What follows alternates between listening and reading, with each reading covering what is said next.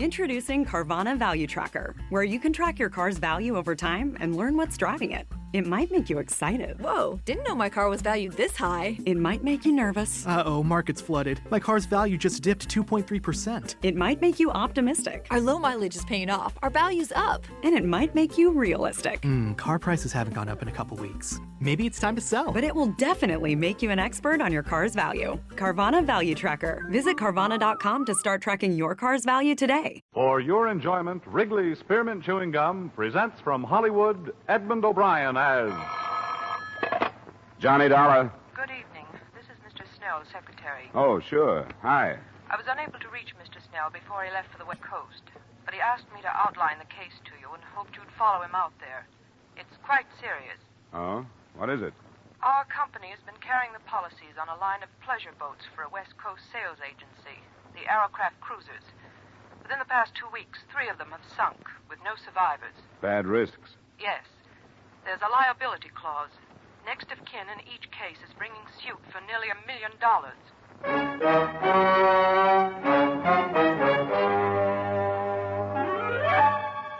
Edmund O'Brien in another adventure of the man with the action-packed expense account. America's fabulous freelance insurance investigator. Yours truly, Johnny Dollar.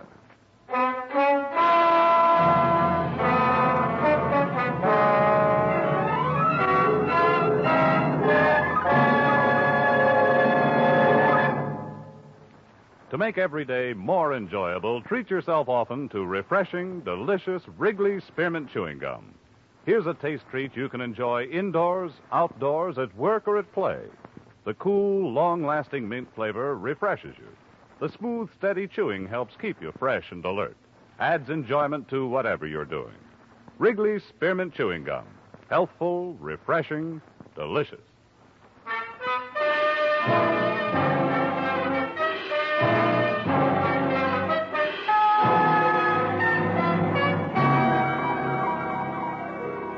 Expense account submitted by Special Investigator Johnny Dollar to Home Office Grand East Life and Liability Insurance Company, Hartford, Connecticut. The following is an accounting of my expenditures during assignment to Millard Snell of your legal department on the investigation of the Aerocraft matter. Expense account item 1, $275 air travel Hartford to Los Angeles and rented car travel from Los Angeles to Newport Beach and the heart of the trouble.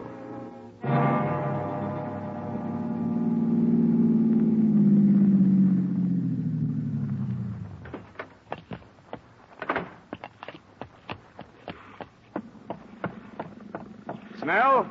Millard Snell? Who is it? It's Dollar. Dollar? Hurry up. Get aboard. Now watch her. She's wet tonight. Hey, give me your arm. Come on. Thanks. Didn't think you were going to make it. You talked to your secretary? Yes, but that was yesterday from Chicago. Well, I didn't know where you were until I called her from the Los Angeles airport a couple of hours ago. Then when I got here, your hotel told me you just left to charter a boat. What's up? Myers, how long will it be? Robert should be here any minute, Mr. Snell. Couldn't leave without him. All right, if you can hurry him up anyway, do it. Come on in the cabin, Dollar. Out of this foul night air. This fog. I thought it was bad sometimes in Hartford. Another cruise has been reported, Dollar. An Aerocraft? Yes, reported by a private plane between here and Catalina Island. That's 30 miles offshore. The Coast Guard been notified? Yes, but candidly, I hope we see it before they do.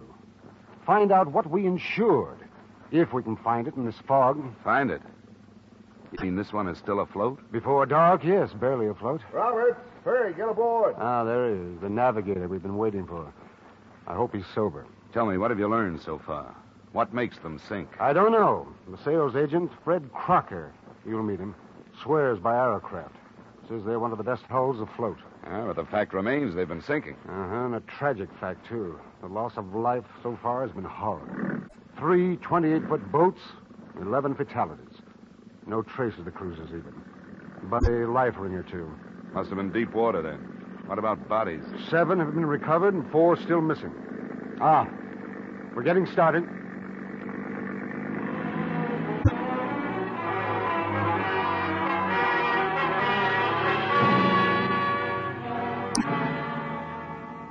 It was 10 p.m. when we left the quiet resort village, and it was dawn when we saw in the fog what we had been unable to find during a whole night of searching.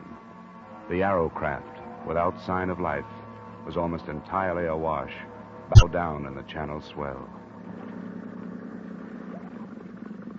That's close enough, Myers. Right. We don't want to nudge her. She's liable to roll over.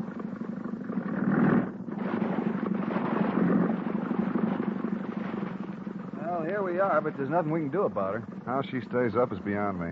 Any chance of towing it in? Not in that shape. Give her any weight, she'll just take the water and go down. Can you put me aboard? If you want to go, I can put you there, but I don't know what your weight is going to do. She's ready to roll. What do you think, Roberts? Well, we'll put him over the stern. That shouldn't upset her. We'd better get some of those clothes off, Dollar, while we swing around. All right. You think it's worth it? You're going aboard? Worth it? I'm not going for a night like that without having a look at it. Gives me the creeps. The thing awash like that. Looks dead. Yeah, too dead. Why isn't there anyone aboard? Why isn't somebody hanging onto the side? Okay, Dollar, we'll move into it now. I'm ready. Now get back there on the transom. That's it. Right there. I'll swing you right into it. Right.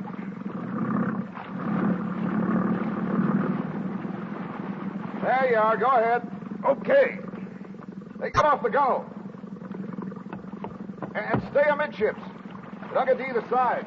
She'll roll. I'm all right. Anything there? Yeah. Yeah, there's something here. There's a girl in the cabin.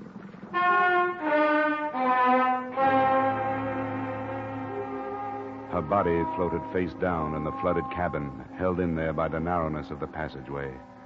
After an unpleasant and ticklish 15 minutes, she was lifted aboard the other boat by 3 suddenly silent men. There was little else I could do on the derelict but memorize the name and address on the certificate of ownership. So I left it and followed the girl.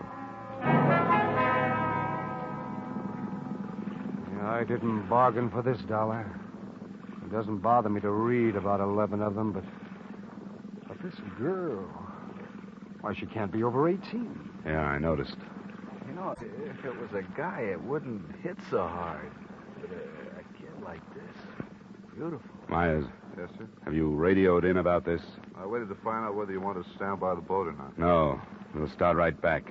Get word to the police. Ask them to meet us. I think it's a case for them. The boat's registered to a Chester McNeil, Newport Beach address. McNeil, Newport Beach address. McNeil, yes, all right. You want to get us started, Roberts? Right. What'd you find, Dollar? Yeah, look at this. See? Behind her ear. You see the bruise? Yeah, I noticed it when I was getting her out of the cabin. She'd been slugged? She could have been. There's long black hair. You see here? The water's ruined most of it, but there's still part of a braid. It could have been a hard blow, one that might have killed a man, but her braid might have softened it. I'm looking for an answer to why she was on that boat, alone and dead.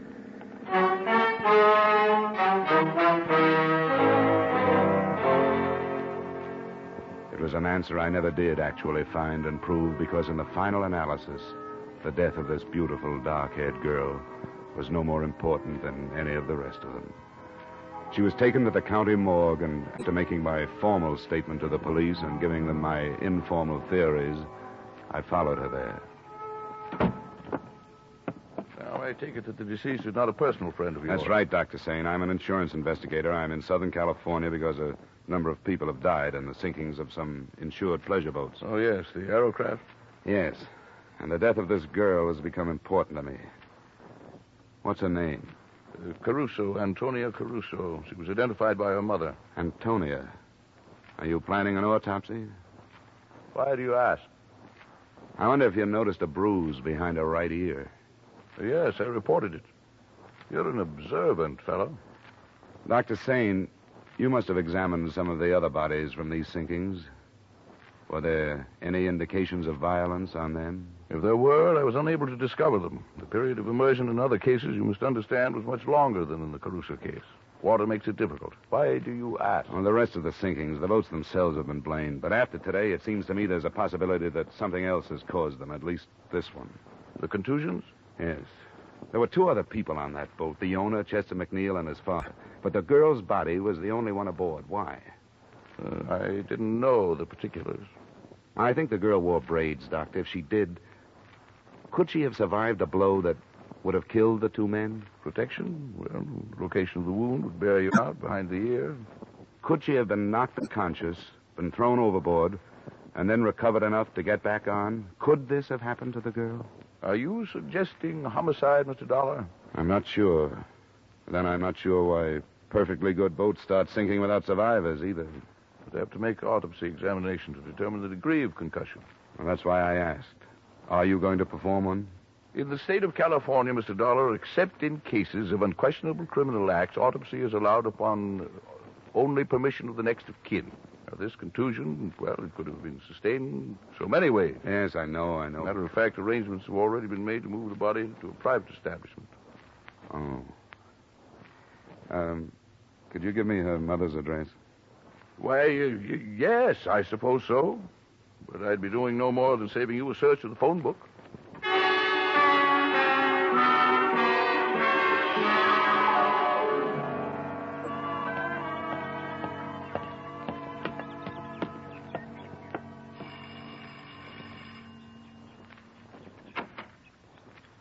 What is it you want? Mrs. Caruso, I'm the man that found your daughter.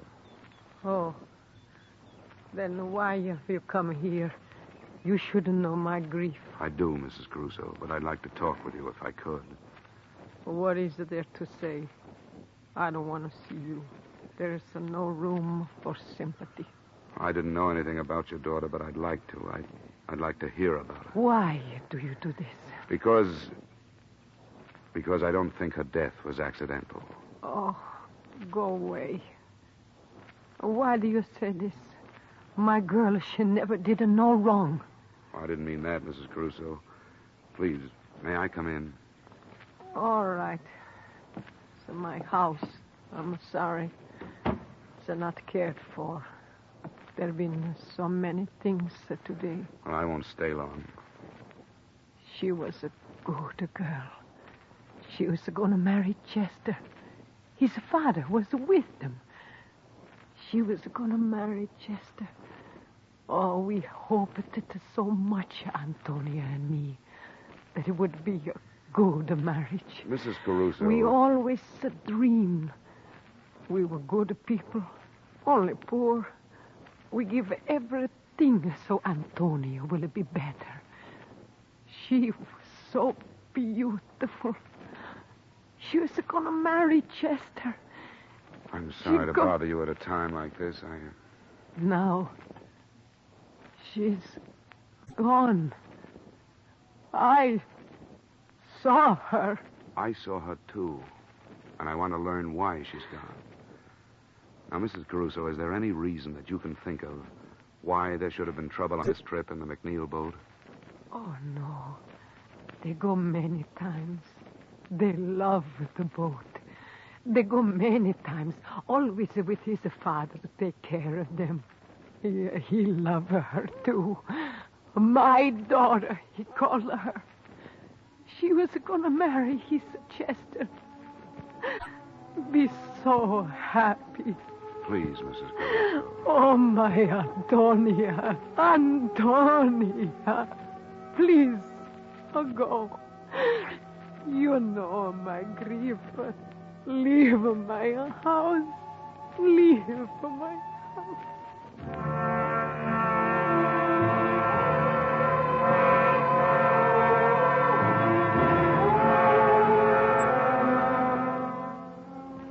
I left her house and drove back to Millard Snell's hotel. It was 7 p.m., and I hoped we could get to Crocker, the West Coast agent for Arrowcraft, before the night was out. But I found Snell white-faced when I opened the door and too anxious to show me the front page of the evening paper. I didn't know where to find you, Dollar. For what? And you haven't heard. Fred Crocker, the Arrowcraft agent. He was killed this afternoon. How? It says traffic, hit-and-run victim. But I don't believe it. Look at this. Violence in another form preceded the tragedy, the story said. Crocker's sales office was entered earlier today in a bold daylight strike. The interior was wrecked, but whether or not the entry was for purposes of theft has not been ascertained. The writer didn't make any definite statements, but reading between the lines, you knew that he was exploring the possibility that revenge was at the bottom of both the violence and the tragedy, that those who had lost family or friends in the Arrowcraft sinkings had wrecked Crocker's office and then killed him. But remembering the bruise behind the Caruso girl's ear, I didn't believe that either.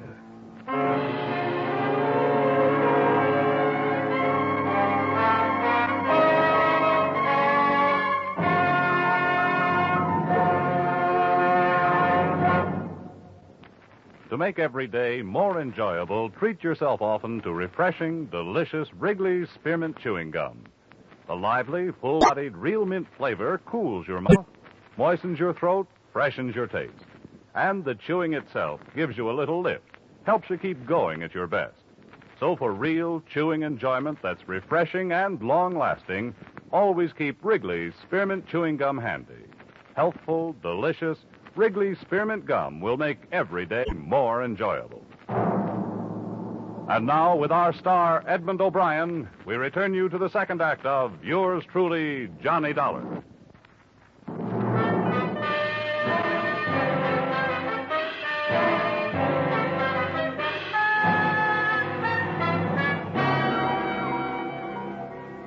Snell and I drove out to what had been Crocker's sales office. A sheriff's deputy met us outside and took us in.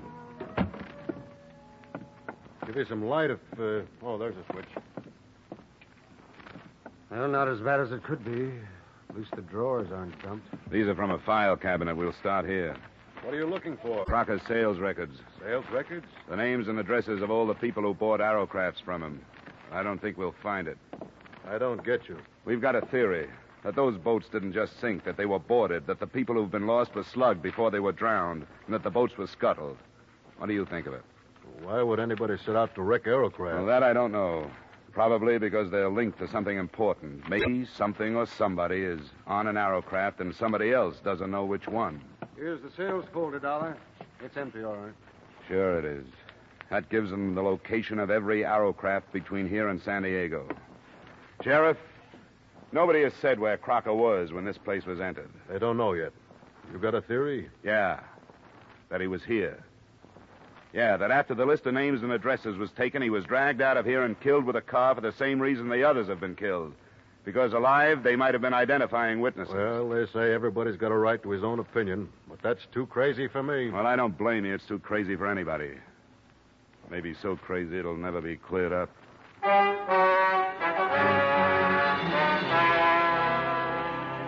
Expense account item 2, $112 cost of entertainment that same night for as many members of the press as I could get hold of.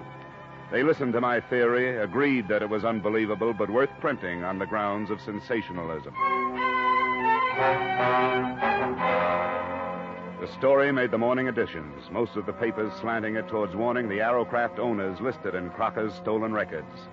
But it didn't look so unbelievable because it had a companion piece.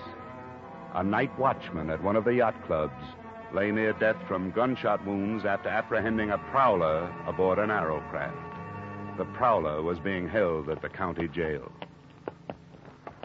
Who is this guy, Sergeant? Jerry LaBarber's the name he uses. We put a search on him last night. He's one of those things you call a known hoodlum because nobody's been able to pin much on him. Known to the police in Las Vegas, L.A., and San Diego, to name a few. Here he is. I hope you had better luck with him than we did. If you meant that, you'd leave me alone with him for the rest of the day. Sorry. Off the bunk, LaBarber. You got a visitor. On your feet. Stand up. Okay, hero, you got me up. What's the matter with you? What's missing, LaBarber? What? What's lost? What were you looking for on the Arrowcraft? Come on, who are you working for? I'm out of work. Why don't you save your breath? How many of the other killings were you mixed up in? What other killings? I get into a scrape with an eager night watchman, and now you talk about pinning other killings on me. What is this? Who are you working for? I'm out of work. You could do yourself some good, you know. I'm not complaining, am I? You were off to a pretty good start. Even if that watchman lives, you're going to be tried for assault with intent to kill. That's a long rap. You might make it shorter by using your head. Is that a promise? Don't make me laugh. You're a sucker, La Barber. But this is a promise. I'm going to see you charged for Crocker's murder. Who's Crocker? And I'm going into the business of searching Arrowcrafts myself. Don't be stupid. Why not put the blame where it belongs? Blame for what? Okay, Sergeant, I've had enough. So have I. I wonder how long it takes to get that way. And for what? I can buy and sell you, you cheap tin star. Well, what do you think? He's covering for somebody, isn't he? Hank, you're right. You shouldn't have tipped your hand so much about searching the boats. Word's going to get out. Out of a jail cell? He called for a lawyer, one of the hot men from L.A. We can refuse him visitors, but not a private session with a criminal who happens to be his lawyer. Oh, I'd like to hear that one. You should. It's going to put a bigger bullseye on your back than that newspaper story did.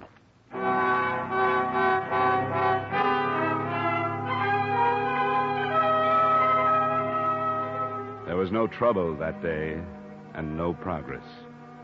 We had time to contact 2 Arrowcraft owners that afternoon and went aboard their boats. Nothing came of it but a feeling of frustration because we didn't know what we were looking for, how large a spoil it was, whether to empty fire extinguishers or open batteries. That night the news broke that the night watchman had died of his wounds. Snell and I made an attempt at eating dinner and took a bottle of cognac to my room to see what it could do. The phone call came at 9:30.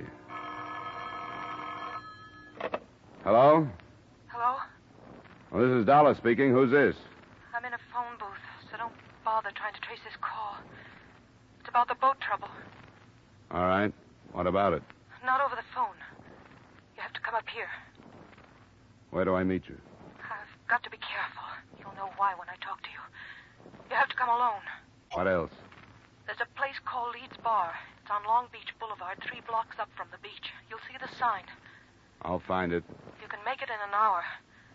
But you've got to be alone. I will be. All right. 11:15. What was that? Some girl says she wants to talk about the Arrowcrafts. Wants me to meet her in Long Beach. Don't be ridiculous. You're not going. Somebody has to do something. Nothing as foolhardy as this. You've been expecting them to make a move. Here it is. You don't for a minute think she's telling the truth. I won't find out sitting here swilling brandy with you. I wasted 10 minutes in Newport circling through alleys and side streets to shake any tail that might have been put on me. And then I headed up the Coast Highway. At exactly 10:45, I was ordering a drink in Leeds Bar. It arrived simultaneously with a metallic nudge in the ribs from a man who had taken the stool on my right. Drink it, Dollar. We've got to go. I was supposed to get a message from a girl. You've had it. Come on, drink up. All right. Now leave. I'll meet you outside the door. Do I get to talk with this girl? She's outside. Okay.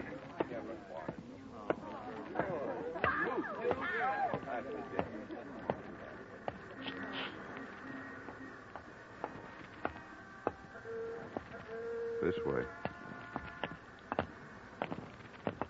Here's a car. No, you get in the front with her. I'll get in back. Where to now? Just a little way. You weren't followed? I made it a point not to be. Huh? You wanted to talk. Yeah, I do. I don't know what's going to happen to me, but I don't think I care anymore. It's been like I killed all those people who've died. Take it easy, honey.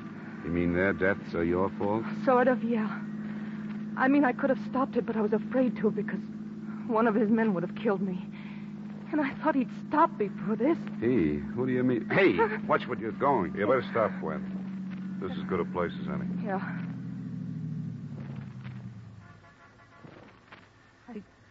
I didn't go to the police because I have a record. And he's so powerful, he could have made it look like blackmail and it wouldn't have gone any farther. Who is so powerful? George Masterson. George Masterson, who's he? He seems like a businessman. He owns a line of furniture stores. I've known him for 3 years. It was one of those things where every once in a while I'd learn something about him. till I finally understood what he really was, and he knew I did. What kind of payment do you expect for what you're telling me? Dollar. I hadn't thought of money. I swear I hadn't. All right. Go ahead. Masterson's as far outside the law as you can get. Narcotics, jewels and furs, aliens, Mexican gold, anything. He runs the West Coast for a combination that has headquarters in Italy. Who knows this? I do. And I wrote it all down. Ways to prove it. Like the names he uses for all his bank accounts to evade income tax. All of it. That's what he's been looking for on his boats. Well, he was Writing afraid. it down was the only way I could think of to protect myself. He was afraid of me because I knew so much about him. He was going to have me killed. We were in Mexico when I told him, Ensenada. When he didn't believe me, I showed him a copy. I told him I'd hidden the original on a boat I'd visited, and that if he killed me, I had a way of letting the police know which one. Which one is it? I was lying to him. I didn't put it on a boat. I was lying. Arrowcraft was only a name I remembered. When he asked me, I said Arrowcraft. You mean there's nothing on those boats and 16 people have died?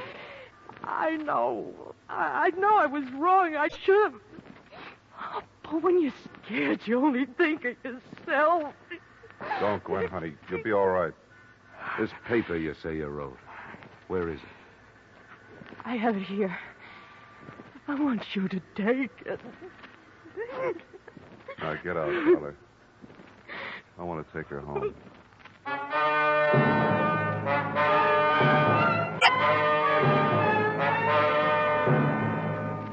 I didn't fully believe her until I had finished reading her denunciation of George Masterson after they'd left me.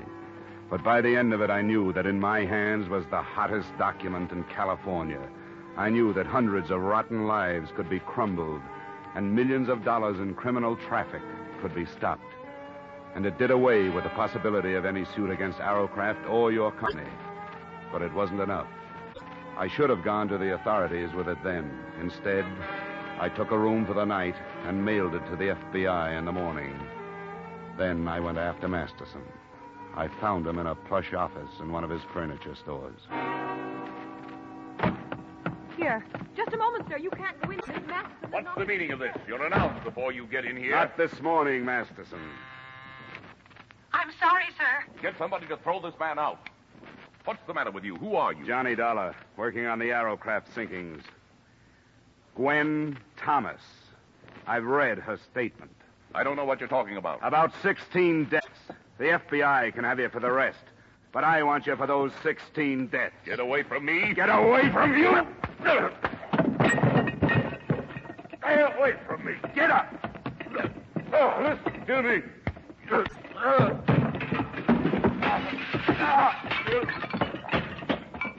Come on, get up.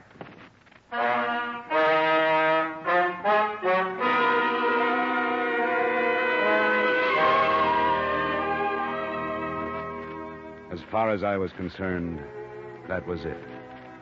The girl was placed under protective custody by the FBI and the district attorney, who had worked out 75 counts on Masterson's indictment before I left. It's too bad that all of the next of kin of the 16 dead can't sit in the jury box. Expense account item 3, same as item 1. Expense account total, $940.20. Yours truly, Johnny Dollar.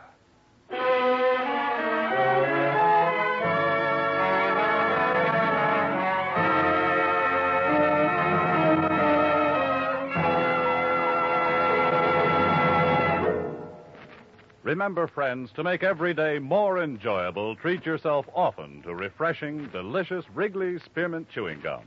There's lots of cooling, real mint flavor in every stick. And chewing Wrigley Spearmint helps keep you feeling fresh and alert. You feel better, work better, get more fun out of doing things. So indoors, outdoors, wherever you go, keep some healthful, refreshing Wrigley Spearmint Chewing Gum handy. To make every day more enjoyable, treat yourself often to delicious Wrigley's Spearmint Chewing Gum.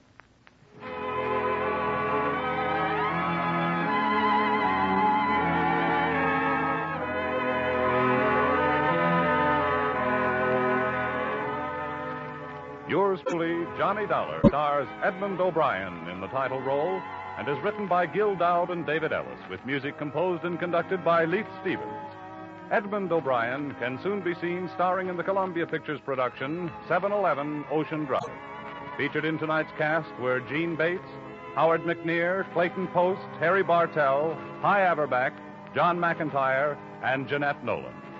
Yours truly, Johnny Dollar, is produced and directed by Jaime Del Valle.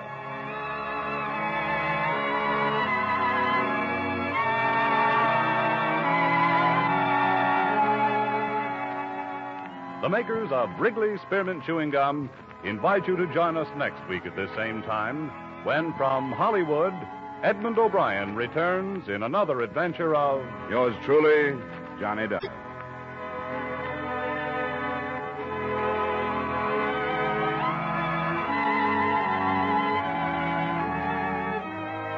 Bob Stevenson speaking.